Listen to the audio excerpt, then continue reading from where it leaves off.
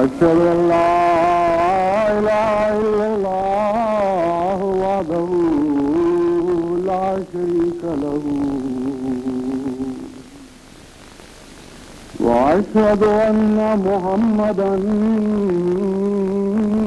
عبده ورسوله أما بعد فأعوذ بالله من الشيطان الرجيم بسم الله الرحمن الرحيم الحمد لله رب العالمين الرحمن الرحيم مالك يوم الدين إياك نعبد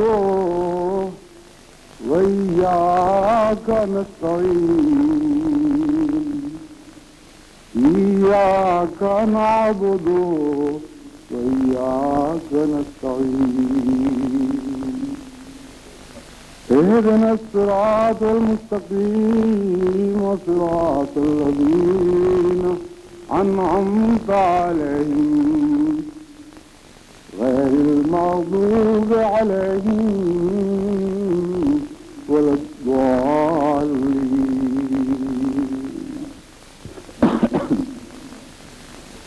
نماز قائم کرنے کے متعلق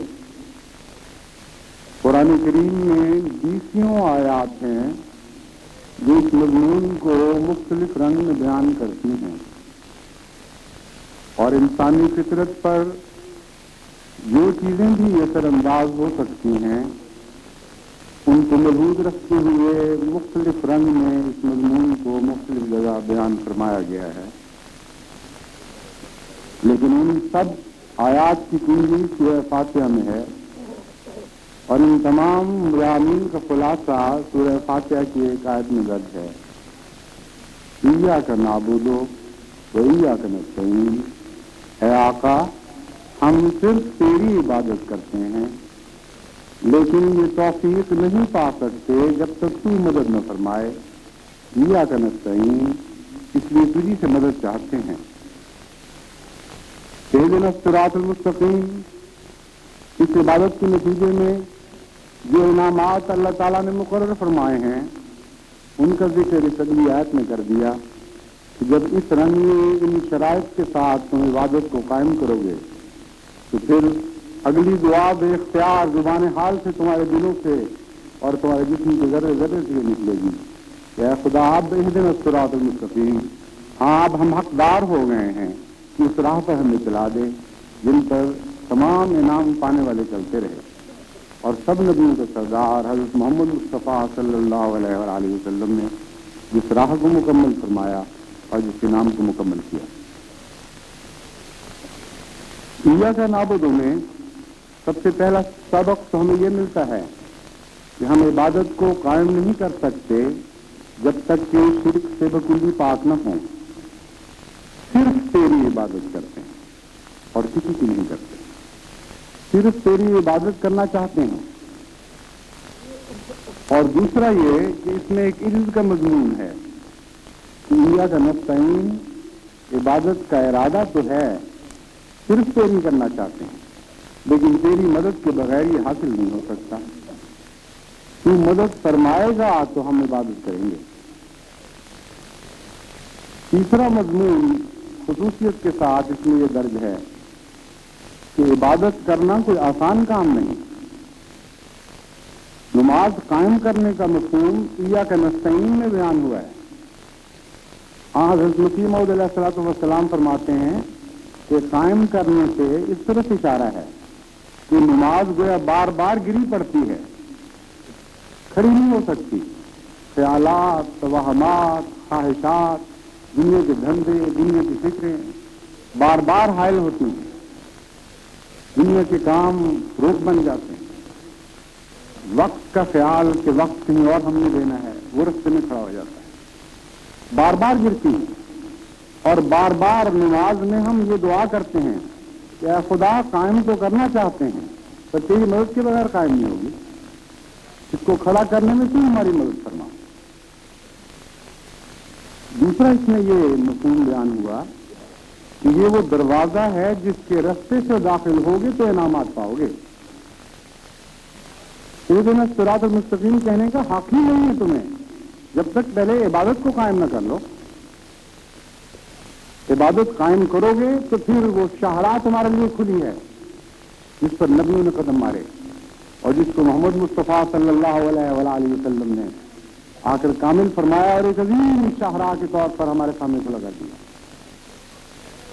سورہ فاتحہ کے میں اس مضمون کو بیان کرنے میں ایک اور لطیف اشارہ اس بات کا موجود ہے کہ دنیا میں راہ گزر بھی ہوتے ہیں، پگڈنڈیاں بھی ہوتی ہیں جو آہستہ آہستہ وقت کے ساتھ سڑکیں بننی شروع ہو جاتی ہیں، پھر ان سڑکوں کو پختہ کیا جاتا ہے، پھر بڑی سڑکوں میں تبدیل کر دیا جاتا ہے۔ لیکن جب سب سے بڑا انسان زمانے کا اس سڑک کو مکمل کر دیتا ہے تو پھر اس کے ذریعے اس کا افتتاح کروایا جاتا ہے۔ تو یہ دروازہ جو عبادت کا اس راہ سے پہلے کھڑا ہے، اس کا آغاز ان معنوں میں حضرت محمد مصطفیٰ صلی اللہ علیہ وآلہ وسلم نے آ کر کیا۔ آپ ہی کے ذریعے یہ افتتاح ہوا۔ سڑک تو پہلے نہیں تھی لیکن مکمل نہیں تھی، اس شان کے ساتھ نہیں تھی۔ عبادتوں کا دروازہ تو پہلے بھی تھا شروع میں، لیکن ایسا کامل اور اتنا وسیع اور اتنا شاندار اور اتنا بلند دروازہ نہیں تھا۔ محمد مصطفیٰ صلی اللہ علیہ وآلہ وسلم ظاہر ہوئے اور سورہ فاتحہ کے ذریعے اس چابی کے ذریعے اس دروازے کو کھول دیا اور ہمیشہ کے لیے یہ دروازہ ہمارے سامنے کھلا ہے۔ لیکن غور کی بات یہ ہے کہ کتنے ہیں ہم نے جو سروں کو جھکاتے ہوئے، کبھی رکوع کرتے ہوئے، کبھی سجدہ کرتے ہوئے اس دروازے کے احترام کو پیش نظر رکھتے ہوئے اس سڑک میں داخل ہوتے ہیں۔ جماعت احمدیہ کا بہت بلند دعویٰ ہے، اتنا بلند کہ اس سے پہلے اس کائنات میں ایسا بلند دعویٰ نہیں کیا گیا حضرت صلی اللہ علیہ وآلہ وسلم کی غلامی میں۔ تمام غیر ادیان پر ہم نے غالب آنا ہے، تمام مشکلات کے پہاڑ کو سر کرنا ہے۔ ہماری کسی بھی حیثیت میں جب تک اس کامل علم کے ساتھ ہم عبادت کے ڈھنگ نہیں سیکھیں گے، ہمیں کوئی بھی ترقیات نصیب نہیں ہو سکتی۔ اس نقطے کو اگر آپ نے بھلا دیا تو پھر دائیں اور بائیں تو بھٹکتے رہیں گے، لیکن اس دروازے سے راہ داخل ہو کر وہ ترقیات نہیں پا سکیں گے جس کا وعدہ اگلی آیت نے کیا۔ اس لیے بہت ہی اہم مضمون ہے اور بہت ہی قابل فکر مضمون ہے۔ حقیقت یہ ہے کہ سینکڑوں احمدی دل ہیں جو درد مند ہیں، خون ہو رہے ہیں اس غم میں کہ جماعت احمدیہ کی نئی نسل عبادت کا حق ادا نہیں کر رہی۔ عبادت کا جو فرض ہے، جو ظاہری برتن ہے، وہ بھی پوری طرح مکمل نہیں کیا جا رہا۔ یہ خیال کہ غیروں سے ہم بہت بہتر ہیں، یہ خیال کہ دوسروں کے مقابل پر ہماری مسجدیں زیادہ آباد ہیں، یہ تسلی بخش خیال نہیں ہے، اس سے اطمینان نہیں ہو سکتا۔ ہمارے سامنے اسوہ غیر نہیں ہیں کہ جن کو دیکھ کر ہم یہ کہیں کہ ان سے ہم بہتر ہیں۔ ہمارے سامنے تو اسوہ حضرت محمد مصطفیٰ صلی اللہ علیہ وآلہ وسلم ہے، آپ کے صحابہ ہیں، پھر اس کے بعد حضرت مسیح موعود علیہ الصلوۃ والسلام ہے اور آپ کے صحابہ ہیں۔ انہوں نے جس طرح عبادت کا حق ادا کیا، اگر ہم اس طرح نہ کریں گے تو ہم ناکام رہنے والوں میں سے ہوں گے۔ حضرت خلیفۃ المسیح ثانی رضی اللہ تعالیٰ عنہ نے ایک موقع پر فرمایا کہ دوسروں سے بہتر ہونے کا خیال کیا مطلب؟ اگر 5 بھی احمدی ایسے ہیں جو نماز با جماعت نہیں ادا کرتے تو یہ قابل فکر بات، اور ساری جماعت کے لیے تشویش کا مقام ہے۔ اس لیے اس اعلیٰ مقصد کو پیش نظر رکھ کر ان عاجزانہ باتوں کو سنیں جو میں آپ کی خدمت میں عرض کرنے لگا۔ قرآن کریم میں جس کثرت سے نماز کا ذکر ہے اس کی تفاصیل کا تو موقع نہیں۔ میں سب سے پہلے نماز با جماعت کے متعلق حضرت رسول اکرم صلی اللہ علیہ وآلہ وسلم کا اسوہ تھوڑے سے عرصے میں بیان کروں گا، اس کے بعد دوسرے مضمون کی طرف آؤں گا۔ قرآن کریم میں اللہ تعالیٰ فرماتا ہے انما یامر مساجد اللہ من آمن باللہ والیوم الآخر واقام الصلاة وآتى الزکاة ولم یخشى الا اللہ وعسى اولئک ان یکونوا من المہتدین۔ مسجدوں کو آباد کرنے کا دعویٰ تو الگ بات ہے، لیکن فی الحقیقت صرف وہی لوگ مسجدوں کو آباد کرتے ہیں جو اللہ پر کامل ایمان لاتے ہیں، جو ہمارے آخرت پر ایمان لاتے ہیں، نماز کو اس کے تمام فرائض اور شرطوں کے ساتھ قائم کرتے ہیں، زکوٰۃ دیتے ہیں اور سوائے خدا کے کسی اور سے نہیں کرتے۔ اولئک هم یکونون من المہتدین، یہی لوگ ہیں اور صرف یہی ہیں جو اس بات کے حقدار ہیں اور قریب ہے کہ ان کو ہدایت دی جائے۔ حضرت صلی اللہ علیہ وآلہ وسلم نے نہایت ہی پیارے انداز میں مختلف رنگ میں نماز باجماعت کو قائم کرنے کی نصیحت فرمائی۔ ایک موقع پر فرمایا کہ دیکھو، جو شخص صبح بھی مسجد کی طرف چلتا ہے، جو شخص رات بھی مسجد کی طرف چلتا ہے، اللہ تعالیٰ نے فرمایا کہ جنت میں میں نے اس کے لیے مہمانی تیار کر کے رکھی ہے، میں اس کا مہمان نواز بنوں گا۔ اس لیے جن لوگوں کو بھی یہ توقع ہے، یہ امید رکھتے ہیں کہ اللہ تعالیٰ کا فضل اس پر ہو، اس کو یہ بات مد نظر رکھنی چاہیے۔ پھر آپ نے فرمایا 7 باتیں بیان فرمائیں۔ فرمایا کہ دیکھو، ایک وقت ایسا آنے والا ہے جبکہ خدا کے سائے کے سوا اور کوئی سایہ نہیں ہوگا، بے قرار ہوگا سارا زمانہ، ساری کائنات بے قرار ہوگی، تمام انسان جمع ہوں گے۔ خدا جن لوگوں پر اپنا رحمت کا سایہ فرمائے گا ان میں وہ لوگ ہوں گے، وہ لوگ ہوں گے جن کا دل مسجد میں اٹکا رہتا ہے، کام میں بھی مصروف ہوتے ہیں تو توجہ مسجد کی طرف ہوتی ہے۔ کب وقت آئے نماز کا تو پھر ہم خدا کے حضور حاضر ہو جائیں۔ تو اگر آپ کے دل مسجد میں اٹکے ہوئے ہیں تو آپ کے لیے خوشخبری ہے، سب سے زیادہ سچ بولنے والے کی طرف سے خوشخبری ہے کہ آپ کو قیامت کے دن کے بے سایہ دن کی کوئی فکر نہیں، کیونکہ خدا کا سایہ آپ کے اوپر ہوگا۔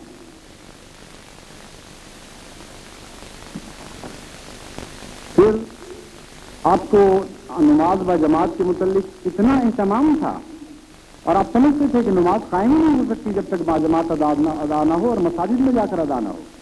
ایک موقع پر عبداللہ ابن مکتوم جو اندھے تھے وہ حاضر ہوئے، عرض کیا کہ یا رسول اللہ، میں اندھا ہوں، نظر نہیں ہے، مدینے کی سڑکوں پہ گڑے بھی ہیں، یہاں جانور کتے وغیرہ بھی پڑ جاتے ہیں، مجھے اجازت ہے کہ میں گھر پہ پڑھ لیا کروں؟ حضرت صلی اللہ علیہ وآلہ وسلم بہت شفیق تھے۔ پہلا تاثر یہ ہوا کہ ہاں تمہیں اجازت ہے، لیکن اصل شفقت روحانی تھی، جسمانی نہیں تھی۔ چنانچہ فوراً آپ نے پوچھا کہ یہ تو بتاؤ کہ حیا علی الصلاح اور حیا علی الفلاح کی آواز سنتے ہو؟ انہوں نے کہا یا رسول اللہ ہاں سنتا ہوں۔ آپ نے کہا پھر اجازت نہیں، تو سنتے ہو تو جایا کرو، اس حال میں بھی جایا کرو۔ کچھ کہہ سکتا ہے کہ دوسروں کو کہہ دیا، تکلیف اٹھا رہا ہے کوئی، اس سے کیا فرق پڑتا ہے؟ آپ کا اپنا سفر میں آپ کے سامنے پیش کرتا ہوں۔ آخری بیماری تھی، اتنی تکلیف میں تھے حضور کہ بار بار رسی کے دورے پڑ رہے تھے۔ حضرت عائشہ رضی اللہ تعالیٰ عنہا فرماتی ہیں کہ حضور نے پوچھا کہ نماز کا وقت ہو گیا، کیا لوگ انتظار کر رہے ہیں؟ عرض کیا گیا یا رسول اللہ، نماز کا وقت ہوا ہے اور لوگ انتظار کر رہے ہیں۔ فرمایا پانی لاؤ، پانی سے غسل فرمایا اور بے ہوش ہو گئے۔ پھر آنکھ کھلی، پھر فرمایا لوگ انتظار کر رہے ہیں، یا رسول اللہ انتظار کر رہے ہیں، پانی لاؤ۔ پانی لایا گیا، حضور نے غسل کیا اور پھر ناطاقتی کی وجہ سے بے ہوش ہو گیا۔ پھر آنکھ کھلی، پھر فرمایا بتاؤ لوگ انتظار کر رہے ہیں، مجھے یا رسول اللہ انتظار کر رہے ہیں، وقت ہے نماز۔ آپ نے کہا پانی لاؤ، پھر غسل فرمایا اور پھر ناطاقتی کی وجہ سے بے ہوش ہو گئے۔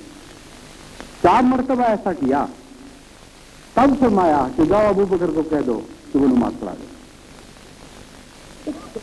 صحابہ نے عرض کیا یا رسول اللہ بڑے نرم دل ہیں، کس طرح اس مقام پر کھڑے ہوں گے جس پر آپ کھڑے ہوا کرتے تھے؟ روتے روتے نماز ان کی خراب ہوگی، نماز نہیں پڑھا سکیں گے۔ آپ نے فرمایا، حضرت عائشہ نے عرض کیا، آپ نے کہا تم تو یوسف کی بہنیں ہو، جس طرح میں کہتا ہوں کہ ابو بکر کو حکم دو کہ وہ نماز پڑھو۔ ایک اور روایت میں آتا ہے کہ جب حکم دے دیا تو پھر طبیعت کچھ بہتر ہوئی تو آپ نے کہا کہ آؤ مجھے مسجد کی طرف لے کے چلو۔ 2 آدمیوں کے کندھے پر ہاتھ رکھا ہوا حضور اس طرح روانہ ہوئے۔ حضرت عائشہ فرماتی ہیں کہ درد اور تکلیف کی وجہ سے تال گھسٹ رہے تھے، قدم میں زمین پر برداشت نہیں کرتے تھے، زمین پر قدم کو اپنا بوجھ اٹھانا، گھسٹتے ہوئے گئے۔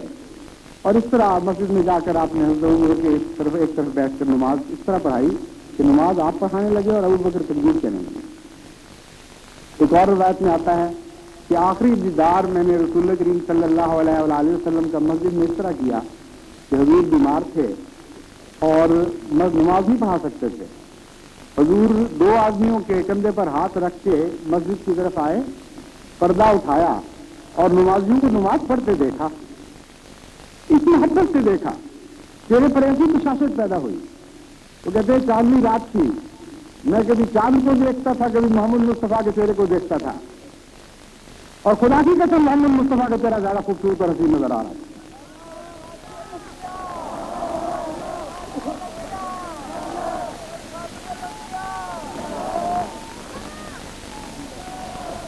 حضرت مسیح موعود علیہ الصلوۃ والسلام آپ کے کامل غلام، عاشق کامل، آپ کا بھی اسی طرح انجام ہوا۔ آپ کی وفات وصال بھی اسی حالت سے ہوا۔ روایت میں آتا ہے جب ذرا روشنی ہو گئی، یہ آخری لمحات ہیں حضرت مسیح موعود علیہ السلام کے، جب ذرا روشنی ہو گئی تو حضور نے پوچھا کیا نماز کا وقت ہو گیا؟ عرض کیا گیا کہ حضور ہو گیا۔ اس پر حضور نے تیمم فرمایا اور لیتے لیتے ہی نماز شروع کر دی، اٹھنے کی طاقت نہیں تھی۔ اسی حالت میں غشی طاری ہو گئی اور نماز پوری نہ کر سکے۔ تھوڑی دیر بعد پھر حضور نے فرمایا کیا نماز کا وقت ہو گیا؟ عرض کیا گیا حضرت ہو گیا۔ تو آپ نے پھر تیمم فرمایا اور نماز پڑھی، لیکن غشی طاری ہو گئی اور نماز پوری نہ کر سکے۔ اسی حالت میں بار بار تیمم کرتے ہوئے اور عبادت کرتے ہوئے حضرت مسیح موعود علیہ السلام کی روح اپنے اللہ کے حضور حاضر ہو گئی۔ یہ وہ ہمارے سامنے اسنا ہے، یہ وہ نمونے ہیں جن کی ہم نے پیروی کرنی ہے۔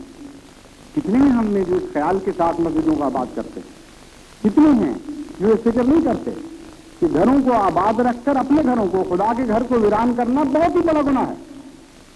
سب محبت کے دعوے جھوٹے کرنے والی بات۔ ایسے انسان کی زبان کو زیب نہیں دیتا کہ وہ یہ کہے کہ میں خدا سے پیار کرتا ہوں۔ کون ہو سکتا ہے جو خدا سے سچی محبت رکھتا ہو، 5 وقت اذان کی آوازیں سنے اور پھر مسجد کو چھوڑ دے اور اپنے گھر میں بیٹھ کے رونقیں لگائے؟ یہ احمدی کو زیب نہیں دیتا۔ آپ میں سے جس تک بھی یہ بات پہنچتی ہے، میں عرض کروں گا کہ جائیں، جب واپس جائیں تو اپنے گھروں میں اس بات پر نگران ہو جائیں، مائیں بچوں پر نگران ہوں، باپ بیٹوں پر نگران ہوں اور بیویوں پر نگران ہوں۔ بیویاں بھی باجماعت پڑھ سکتی ہیں۔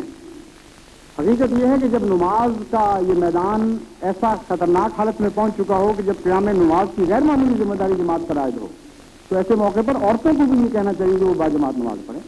قادیان میں مجھے یاد ہے حضرت خلیفۃ المسیح ثانی رضی اللہ تعالیٰ عنہ نے ایک موقع پر نماز کی اہمیت کو قائم کرنے کے لیے مستورات کو یہ حکم دیا۔ ہمارے گھر میں یاد ہے مہینوں باجماعت نماز ہوتی رہی۔ کبھی میری والدہ، کبھی کوئی اور نماز باجماعت، اکثر تو کوئی دوسری عورت ہوتی تھی، غالباً ثانی میمونہ، وہ نماز پڑھایا کرتی تھی اور باقی سب مستورات اکٹھی ہو کر پیچھے پڑھا کرتی تھی۔ عجیب رونق لگی ہوتی تھی، ہمیشہ باجماعت نماز ہو رہی ہے۔ حضرت خلیفۃ المسیح ثانی کا اپنا حال یہ تھا کہ ایک دفعہ مجھے یاد ہے بہت بیمار تھے، مسجد میں نہیں جا سکتے تھے، تو ہم نقرس کی بہت تکلیف تھی، تو ہم بچے کچھ حاضر تھے خدمت میں۔ آپ نے فرمایا کہ میں نماز پڑھاتا ہوں، تم میرے پیچھے کھڑے ہو جاؤ، اور وہیں بیٹھے بیٹھے باجماعت نماز پڑھائی اور فرمایا کہ باجماعت نماز اس طرح بھی ہو سکتی ہے، امام کھڑا نہ ہو سکتا ہو تو بیٹھ کر پڑھا سکتا ہے۔ ہم نے جو حالات دیکھے حضرت مسیح موعود علیہ السلام کے تربیت یافتہ لوگوں سے، ان کا نمونہ میں بتاتا ہوں۔ نواب محمد عبداللہ خان صاحب، مجھے بات بڑی ہمیشہ ان کی پسند رہی اور ہمیشہ یاد رہتی ہے کہ بیمار ہو گئے، دل کی تکلیف تھی، کرسی پر بیٹھ کے چلتے تھے، مسجد تک نہیں پہنچ سکتے تھے، تو درخواست کر کے محلے والوں سے اپنے گھر میں مسجد بنا لی۔ 5 وقت باقاعدہ پردہ کروا کر اپنے گھر میں وہیں بنواز باجماعت کا اہتمام کیا کرتے تھے اور بچوں کو ساتھ شامل کیا کرتے تھے۔ تو یہ وہ طریق ہے جس کے اوپر ہمیں قائم ہونا ہے اور قائم کرنا ہے۔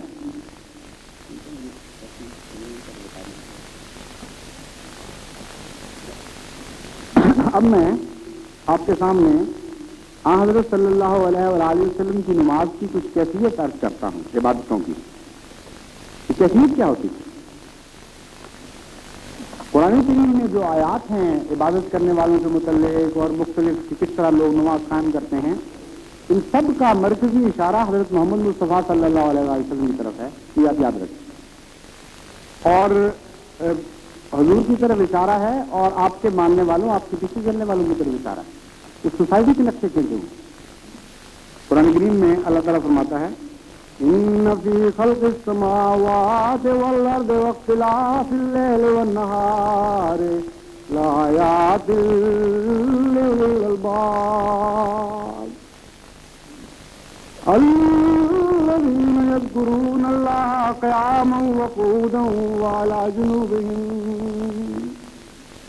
ویتفکرون فی خلق السماوات والارض ربنا ما خلقت هذا باطلا سبحانك فقنا عذاب النار. کہ آسمانوں اور زمین کی پیدائش میں اور رات اور دن کے آگے پیچھے آنے میں عقل مندوں کے لیے یقیناً کئی نشان موجود ہیں جو کھڑے اور بیٹھے اور اپنے پہلوؤں پر اللہ کو یاد کرتے رہتے ہیں اور آسمانوں اور زمین کی پیدائش کے بارے میں غور و فکر سے کام لیتے ہیں اور کہتے ہیں اے ہمارے رب تو نے اس عالم کو بے فائدہ پیدا نہیں کیا، بس تو ہمیں آگ کے عذاب سے بچا اور ہماری زندگی کو بے مقصد بننے سے بچا لے.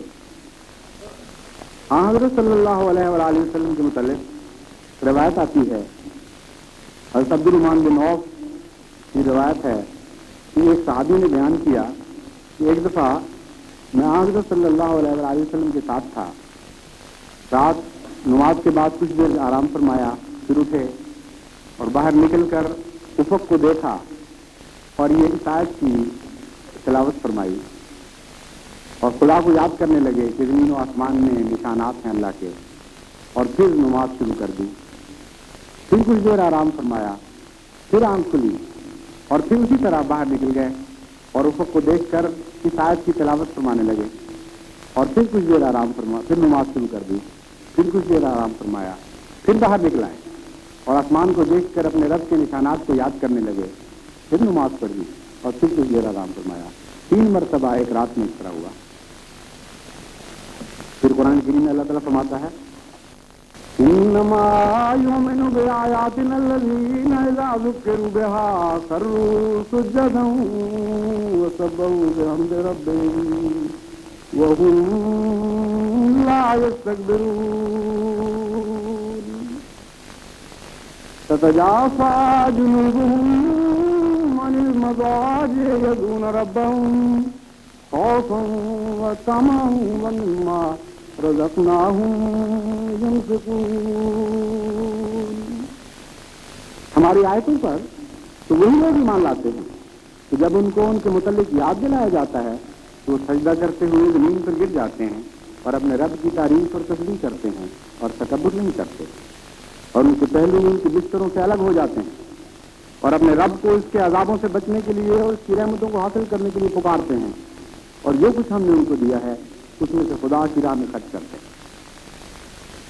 پہلو کے دنیا میں دوسرے لوگوں کے لیے الگ ہوا کرتے ہیں، بدوں کے بدی کے لیے، نیکوں کے نیکی کے لیے، مگر جس شان سے، جس بے قراری سے سجدوں میں گرنے کے لیے، گریہ ازاری کے لیے میرے آقا محمد مصطفیٰ صلی اللہ علیہ وآلہ وسلم کے پہلے بستر سے الگ ہوا کرتے تھے، نہ پہلے کبھی دنیا میں ایسا دیکھا گیا اور آپ کے غلاموں کے سوا اس کی مثال اور بھی کبھی کی نظر نہیں آ سکتی.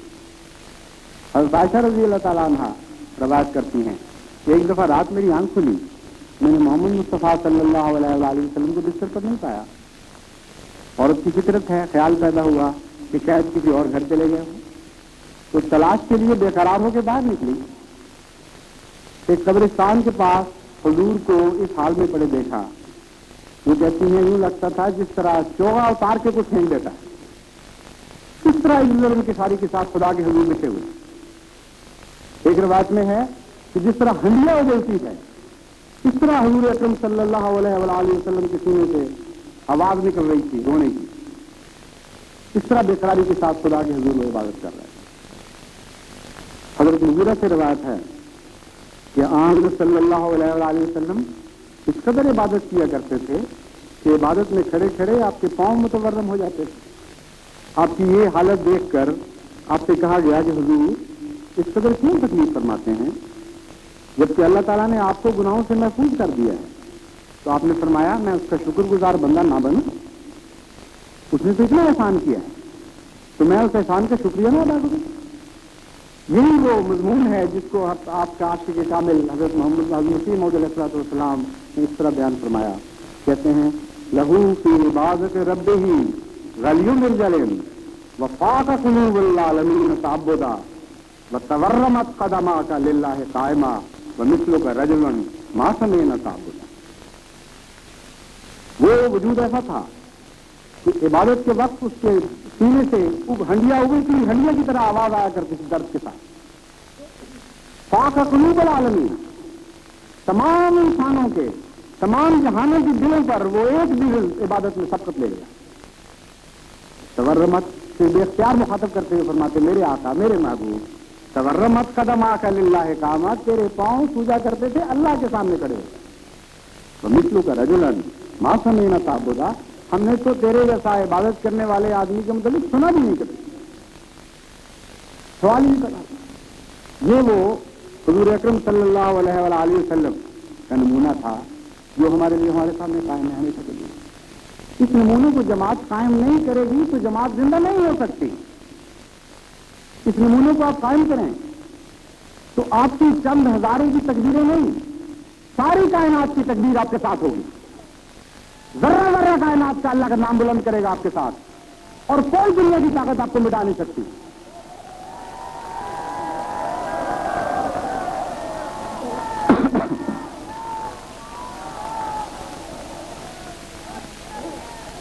حضرت رسول اکرم صلی اللہ علیہ وآلہ وسلم کے نمونے کو صحابہ نے جس طرح پکڑا، اس کی حالت یہ تھی کہ ایک دفعہ حضرت صلی اللہ علیہ وآلہ وسلم کے وصال کے بعد حضرت ابو درداء بڑی غم اور بے قراری کی حالت میں گھر میں داخل ہوئے. ام درداء نے پوچھا کہ کیا غم پہنچے آپ کو، کیا تکلیف ہو گئی؟ انہوں نے کہا مجھے تو یاد ہی نہیں کہ رسول اللہ علیہ وسلم کے زمانے میں کوئی شخص بے جماعت نماز پڑھا کرتا. سارے اکٹھے تمام کے تمام با جماعت نماز پڑھا کرتے تھے. کسی ایک کو دیکھ لیا ہوگا گلیوں میں پھرتا ہوا نماز کے وقت، ایسی بے قراری دل میں پیدا ہوگی. مسجد کا شوق، مسجد کی محبت ایسی تھی. ایک دفعہ رسول کریم صلی اللہ علیہ وآلہ وسلم مسجد میں آئے تو ایک رسی بندی ہوئی دیکھی دو پولوں کے درمیان. آدمی یہ رسی کیسے؟ عرض کیا گیا کہ حضرت زینب کی رسی ہے.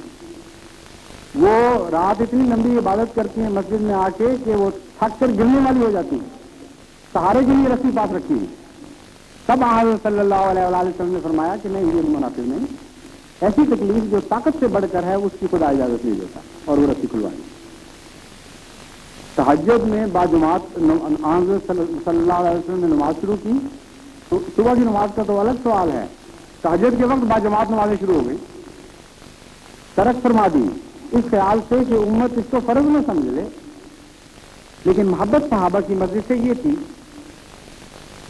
ایک دفعہ صحابہ حاضر ہوئے بعد اور عرض کیا کہ یا رسول اللہ، یہ جو اہل ثروت ہیں یہ تو لے گئے بازی، ہم بڑے فکر میں ہیں، جن کو خدا نے دولتیں دی ہیں، ہم کیا کریں؟ رسول کریم صلی اللہ علیہ وسلم نے فرمایا کہ کیا ہوا بتاؤ تو صحیح. انہوں نے عرض کی یا رسول اللہ دیکھیں، وہ بھی ہم بھی نماز پڑھتے ہیں، وہ بھی نماز پڑھتے ہیں، ہم بھی زکات دیتے ہیں، وہ بھی ہم بھی نماز پڑھتے ہیں، وہ بھی نماز پڑھتے ہیں، اور روزے ہم بھی رکھتے ہیں، وہ بھی رکھتے ہیں، لیکن زکات وہ دیتے ہیں ہم دے نہیں سکتے، غریب آدمی. خدا کی راہ میں وہ خرچ کر سکتے ہیں، ہم نہیں کر سکتے، تو وہ تو لے گئے بازی ہمارے اوپر. رسول اللہ صلی اللہ علیہ وسلم نے فرمایا دیکھو میں تمہیں ایک ترکیب بتاتا ہوں، اس پر عمل کرو تو جو تم پر بازی لے گئے ہیں ان سے ملو گے، اور تمہارے بعد تم سے پھر کوئی نہیں مل سکتا. آپ نے فرمایا 33 دفعہ نماز کے فوراً بعد مسجد سے نہ نکلا کرو، 33 دفعہ سبحان اللہ، 33 دفعہ اللہ اکبر، اور 33 دفعہ الحمدللہ کہا کرو. انہوں نے شروع کر دیا. اب دیکھیے وہاں کی امیر سوسائٹی کا کیا حال تھا، میں یہ بتا رہا ہوں. نمازیں تو غریبوں کی چیز نہیں تھی، بلکہ ایک دوسرے پر ہر طبقہ سبقت لے جاتا تھا، امیر بھی اور غریب بھی، بچہ بھی اور بوڑھا بھی. جب امیروں نے یہ سنا تو انہوں نے بھی یہ کام شروع کر دیا. جنہوں نے شکایت لے کے حاضر ہو گئے، یا رسول اب ہم کیا کریں؟ کوئی اور ترکیب بتا. اب نے کہا اللہ کا فضل ہے، میں اس کو روک نہیں سکتا. اگر امیروں پر خدا کا یہ فضل ہے کہ دنیا کی دولتیں ہوتے ہوئے بھی روحانی دولتیں ڈھونڈ رہے ہیں، میں کیسے ان کو روکوں؟ یہ وہ سوسائٹی تھی جو حضرت محمد مصطفیٰ صلی اللہ علیہ وآلہ وسلم نے قائم فرمائی، اور حضرت مسیح موعود علیہ السلام فرماتے ہیں الصالحون الخاشعون لربہم البائتون بذکرہ وبکائہ، یہ وہ لوگ تھے جو نیک تھے اور اپنے رب کے حضور خشوع کے ساتھ جھکا کرتے تھے، البائتون بذکرہ وبکائہ، راتوں کو اٹھ کر خدا کا ذکر کیا کرتے تھے اور روتے ہوئے ذکر کرتے تھے۔ یہ وہ لوگ تھے جو حضرت محمد مصطفیٰ صلی اللہ علیہ وآلہ وسلم نے اپنے پیچھے چھوڑے۔ لیکن صرف خود نماز قائم کرنا کافی نہیں ہے، ایاک نعبد میں اس طرف بھی اشارہ ہے کہ نہ صرف یہ کہ ہم باجماعت عبادت کرتے ہیں تیری، قومی طور پر ہم تیری عبادت کریں گے، بلکہ اس کو قومی عبادت قائم رکھیں گے۔ اے خدا، محمد مصطفیٰ کی جماعت سے تجھے ایاک نعبد کی آواز نہیں آئے گی، عبادت کرنے والے یکا و تنہا نہیں رہیں گے، ساری قوم پکارے گی کہ ایاک نعبد ایاک نعبد، اے خدا ہی ساری قوم تیری عبادت کر رہی ہے۔ اور اس کا طریق کیا ہے؟ اس کا طریق خدا تعالیٰ قرآن کریم میں بیان فرماتا ہے کہ اس کو رائج کرو، اپنے گھروں میں رائج کرو، خود نصیحت کرو، اپنے بیوی بچوں کو سمجھاؤ۔ جب تک تم یہ نہیں کرو گے ایاک نعبد کا مقام تمہیں حاصل نہیں ہو سکتا۔ گھروں کے ذریعے قوم بنا کرتی ہے۔ بعض لوگ خود نماز پڑھ لی، بچے سوئے ہوئے ہیں، چلو کوئی بات نہیں، رہنے دو، آرام کر رہے ہیں۔ آرام نہیں کر رہے، ان کو آپ سردی سے بچا نہیں رہے، ان کو تو آپ آگ کے لیے تیار کر رہے ہیں۔ یہ رحم نہیں ہے، یہ ظلم ہے۔ اس لیے اس بات کو مد نظر رکھیں۔ قرآن کریم فرماتا ہے حضرت اسماعیل کا ذکر کرتے ہوئے، وَكَانَ يَأْمُرُ أَهْلَهُ بِالصَّلَاةِ وَالزَّكَاةِ وَكَانَ عِندَ رَبِّهِ مَرْضِيًّا۔ اس کی شان دیکھو کہ وہ خود ہی نماز نہیں پڑھتا تھا، بلکہ اپنے اہل و عیال کو بھی نماز اور زکوٰۃ کی تاکید کیا کرتا تھا۔ وَكَانَ عِندَ رَبِّهِ مَرْضِيًّا، یہ بات اس کی اللہ کو بہت پسند تھی، بہت پیارا وجود تھا وہ خدا کی نظر میں۔ چنانچہ حضرت صلی اللہ علیہ وآلہ وسلم کا یہی دستور تھا۔ آپ فرماتے ہیں آپ ہمیشہ اپنے بچوں کو، اپنی بیویوں کو نماز کے بعد کچھ زیادہ عبادت کرتے تھے، کچھ دیر کے بعد جگا دیا کرتے تھے کہ وہ بھی شامل ہو نماز میں، حضرت علی کو، حضرت فاطمہ کو۔ اور مومنوں کو نصیحت کرتے ہوئے آپ فرماتے ہیں اللہ اس خاوند پر رحم کرتا ہے جو خاوند اپنے نماز پڑھتا ہے اور نماز پڑھنے کے بعد اپنی بیوی کو بھی جگاتا ہے، اور بیوی اگر نہیں اٹھتی تو اس کے منہ پر چھینٹے دیتا ہے کہ وہ چھینٹوں کی وجہ سے اٹھ جائے، اور پھر وہ نماز میں اس کے ساتھ شامل ہو جاتی ہے۔ فرمایا اللہ اس بیوی پر رحم کرے گا جس کا خاوند سست ہے، وہ اٹھتی ہے اور وہ اپنے خاوند کے منہ پر چھینٹے دیتی ہے اور پھر اس کو بھی نماز میں شامل کر لیتی ہے۔ حضرت مسیح موعود علیہ السلام کا یہی طریقہ تھا۔ آپ نماز کو اتنی اہمیت دیتے تھے کہ گھر میں نماز قائم رہی، ہمیشہ قائم رہی، آپ کی وفات تک اور آپ کے بعد آپ کی اولاد میں ایسی شان کے ساتھ قائم رہی ہے کہ وہ نمونہ جن لوگوں کو یاد ہے وہ جانتے ہیں کہ یوں لگتا ہے کہ حافظین نماز کے محافظ بن کر وہ کھڑے ہو گئے تھے۔ حضرت اماں جان رضی اللہ تعالیٰ عنہ کو جس طرح نماز سے محبت تھی اور وقت پر نماز پڑھنے کی محبت تھی، اس کا ذکر خود مسیح موعود علیہ السلام فرماتے ہیں۔ کہتے ہیں بشیر اول جب فوت ہو رہے تھے، نزع کی حالت تھی، نماز کا وقت ہو گیا اور میرے گھر سے اس کو چھوڑ کر نماز کے لیے کھڑی ہو گئی اور ذرا پرواہ نہیں کی۔ جب نماز پڑھ لی اطمینان کے ساتھ تو پوچھا کیا حال ہے؟ میں نے کہا وہ فوت ہو چکا ہے۔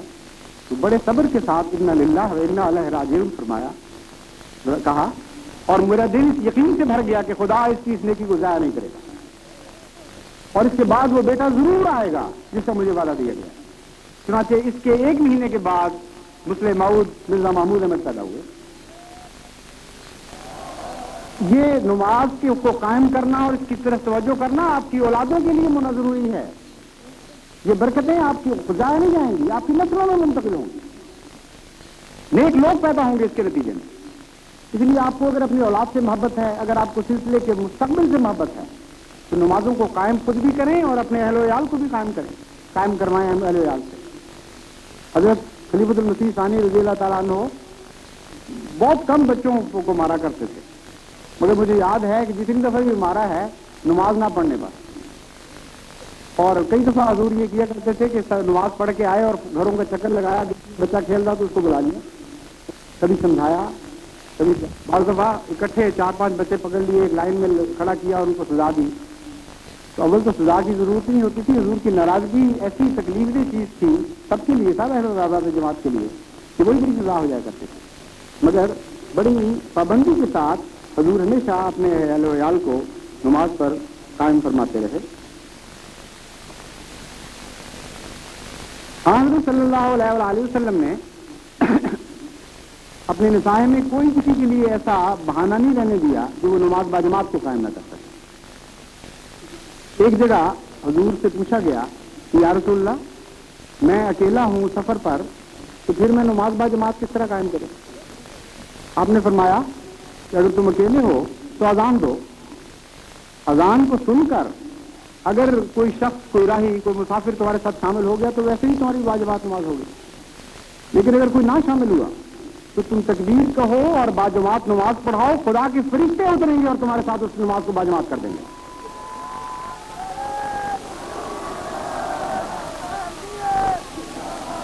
احمدی ذمہ داروں کو چاہیے وقت ہو حل چھوڑ دیں اور باجماعت نمازیں پڑھیں۔ آپ کو مسجدوں کا شکوہ ہے، مسجدوں کا کیا شکوہ کہ مسجدیں نہیں مل رہی؟ محمد مصطفیٰ کے لیے تو خدا نے ساری زمین کو مسجد بنا دیا ہے۔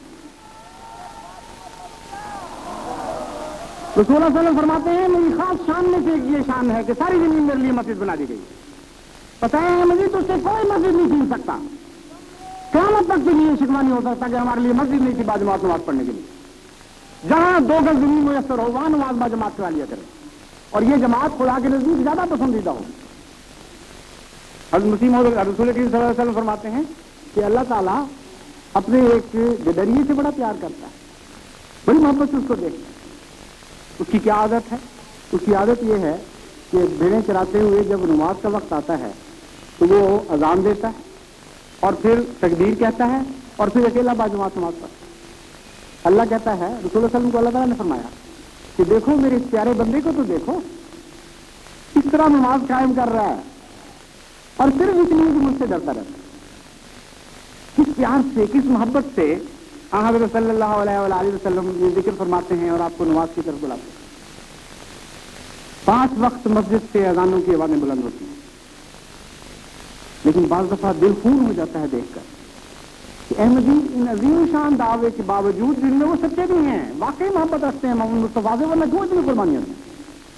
محض محض غفلت کی وجہ سے، بعض والدین کی کمزوری، تربیت کی کمزوری کی وجہ سے اس فریضے سے غافل ہو جاتے ہیں، کھڑے ہیں باتیں کر رہے ہیں، خیال ہی نہیں آ رہا کہ خدا ان کو اپنی طرف بلا رہا ہے۔ اس لیے میں آپ کو دوبارہ تاکیداً عرض کرتا ہوں، میرے پاس الفاظ نہیں کہ جن کے ذریعے میں آپ کو سمجھا سکوں کہ اس کی کتنی اہمیت ہے۔ دل میرے ہاتھ میں نہیں ہے، دل تو کسی کے ہاتھ میں نہیں سوائے خدا کے، لیکن اس کے حضور ہم عرض تو کر سکتے ہیں رو رو کر کہ اے خدا ہمارے اندر اپنے فضل سے، جس طرح تو نے فرمایا تھا ایاک نعبد و ایاک نستعین، ہم عبادت کرنا چاہتے ہیں، اپنے فضل سے قائم فرما دے، ہمارے دلوں کو پھیر دے، ہمارے دلوں میں اس کی اہمیت کو راسخ کر دے۔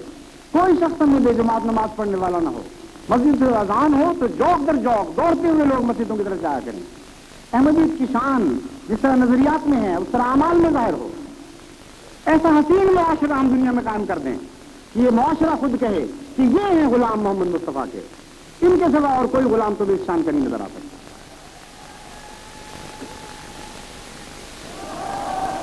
دیکھیے احمدیت کی زندگی مسجدوں سے وابستہ ہے، احمدیت کا مستقبل مسجدوں سے وابستہ ہے، احمدیت کا اطمینان، احمدیت کا سکون مسجدوں میں لٹکا ہوا ہے۔ وہ دل جو مسجدوں سے لٹکے رہتے ہیں ان دنوں کے لیے خدا تعالیٰ نے اطمینان اور سکینت کی ضمانت دے دی۔ بس مسجدوں کی طرف جائیں، یہ وقت ایسا ہے کہ جس کے لیے ساری قوم کو جدوجہد کی ضرورت ہے۔ مجھے بعض دفعہ جنگ حنین کا وہ واقعہ یاد آ جاتا ہے، جبکہ وقتی طور پر بعض دفعہ ایک کمزوری آ جاتی ہے مسلمانوں میں، میدان جنگ میں بھی پاؤں کھڑ جاتے ہیں۔ مجھے یقین ہے کہ اگر یہ کمزوری ہے تو وقتی ہے، انشاءاللہ جماعت بڑی شان اور قوت کے ساتھ اس کمزوری کو دور کرے گی۔ مجھے واقعہ یہ یاد آتا ہے کہ جنگ حنین کے وقت ایک دفعہ وقتی طور پر صحابہ کے پاؤں اکھڑ گئے اور محمد مصطفیٰ صلی اللہ علیہ وآلہ وسلم قریباً ایک تنہا رہ گئے، ایک دو صحابی پاس تھے۔ اس وقت حضرت صلی اللہ علیہ وآلہ وسلم نے حضرت عباس سے کہا کہ ان کو آواز دو کہ اے انصار اور اے مہاجرین، خدا کا رسول تمہیں اپنی طرف بلاتا ہے۔ جب یہ آواز ان کے کانوں میں پڑی تو صحابہ یہ کہتے ہیں کہ ہماری موز اور اونٹنیاں یا موز اور گھوڑے جو مڑتے نہیں تھے، جب ہم ان کو موڑنے میں کامیاب نہیں ہو سکے تو ان کی گردنیں اپنی تلواروں سے کاٹ دی اور چھلانگیں مار کے دوڑتے ہوئے محمد مصطفیٰ کی خدمت میں حاضر ہو گئے۔ اے مسیح موت کی قوم، اے محمد مصطفیٰ کے غلاموں، آج میں آپ کو یہ آواز بتا رہا ہوں قرآن اور خدا کے رسول کی کہ خدا کا رسول تمہیں عبادت کے لیے بلا رہا ہے۔